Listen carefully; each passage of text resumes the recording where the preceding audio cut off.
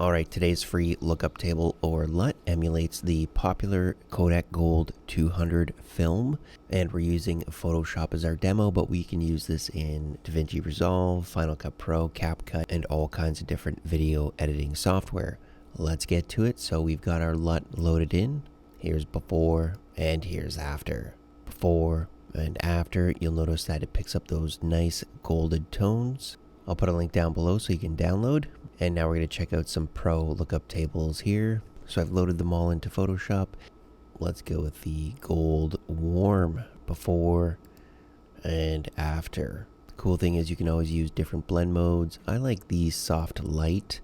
You can dial it back, and most video editing software will have this blend mode. So I'm going to bring it up to right about there, before and after. There we go. And what I'll do is I'll put a link down below for the pro version. Thanks for watching, and see you in the next video.